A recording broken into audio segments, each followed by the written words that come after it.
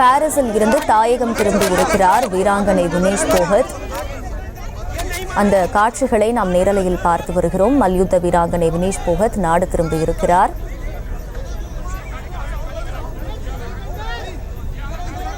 அவரை வரவேற்பதற்காக அங்கு பல்வேறு நபர்கள் சூழ்ந்திருக்கக்கூடிய காட்சிகளை பார்த்து வருகிறோம். மல்யுத்த வீராங்கனை வினேஷ் போகத் இன்று நாடு திரும்பி இருக்கிறார்.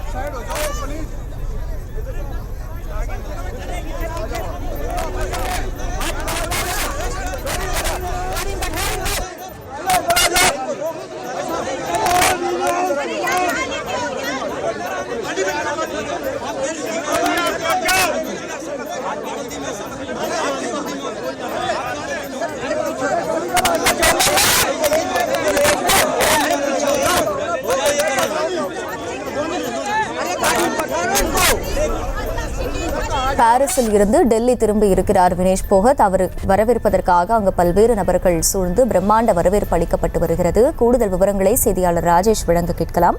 ராஜேஷ், வணக்கம். முழு விவரங்கள். அகிலா, வணக்கம். வினேஷ் போகத் தற்போது இந்தியா திரும்பி இருக்கின்றார். தொடர்ச்சியாக அங்கு அவருக்கு ஆயிரக்கணக்கான இந்தியர்கள் திரண்டு வரவேற்பு அளிப்பதை நம்மால் பார்க்க முடிகிறது. உற்சாகமாக அவர் வரவேற்கப்பட்டிருக்கிறார்.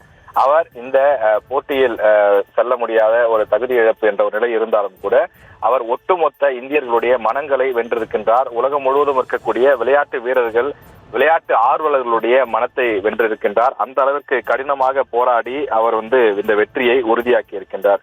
குறிப்பாக அந்த இறுதி சுற்றுக்கு முன்னதாக நடைபெற்ற சுற்றில் ஜப்பானினுடைய நம்பர் 1 வீராங்கனையான சுசாசிகியை அவர் வீழ்த்தி இறுதி போட்டிக்கு முன்னேறி இருந்த அந்த விதம் என்பது அனைவரையுமே ஆச்சரியப்பட வைத்தது. அவருடைய அந்த அடி என்பது இறுதி போட்டியில் இன்னும் வலுவாக இருக்கும், இன்னும் பலமாக வருவார் என்றெல்லாம் பலரும் அவரை பற்றி நல்லபடியான விமர்சனங்களை முன்வைத்து வந்தார்கள். ஆனால் வெறும் 100 கிராம் எடை கூடுதலாக இருப்பதாக கூறி அவரை தகுதி நீக்கம் செய்யப்பட்டதை விளையாட்டை விரும்பக்கூடிய எவராலும் ஏற்றுக்கொள்ள முடியாத ஒரு அதிர்ச்சிகரமான ஒரு தகவலாக அது வெளியாகி இருந்தது.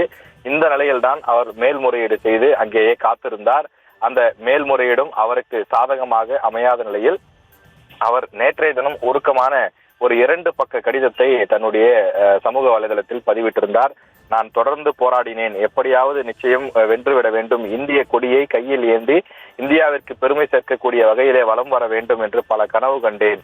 ஆனால் அந்த நாள் என்னுடைய நாளாக அமையாமல் போய்விட்டது.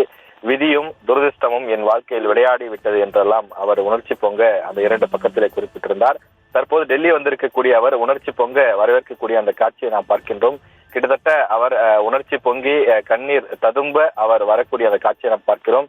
அவர் கண்ணீரை துடைத்துக் கொண்டே தனக்கு வரக்கூடிய மாலைகளையும் பாராட்டையும் பெற்றுக்கொள்ளக்கூடிய காட்சியை நாம் பார்க்கின்றோம். டெல்லியில் அவருடைய அந்த வருகையையும் அவரை வரவேற்பதற்காகவும் ஆயிரக்கணக்கான ரசிகர்கள், அவர் மீது பற்று கொண்டவர்கள் என பலரும் திரண்டிருக்கிறார்கள். அவரது நண்பர்கள் அவரை அன்போடு வண்டியில் ஏற்றி அந்த வாகனத்தின் மீது உயிரை நிற்க வைத்து அவரை தற்போது வரவேற்கிறார்கள்.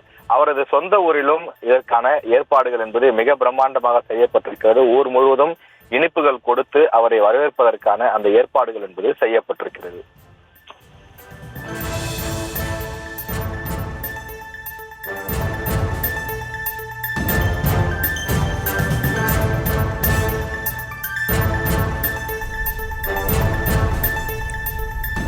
பாரிஸில் இருந்து தாயகம் திரும்பி இருக்கிறார் வீராங்கனை வினேஷ் போகத். அவர் டெல்லி வந்தடைந்திருக்கும் சூழலில் விமான நிலையத்தில் அவரை வரவேற்பதற்காக பிரம்மாண்ட ஏற்பாடுகள் செய்யப்பட்டிருக்கின்றன. அந்த காட்சிகளை பார்த்து வருகிறோம். கூடுதல் விவரங்களை செய்தியாளர் ராஜேஷ் வழங்க கேட்டோம்.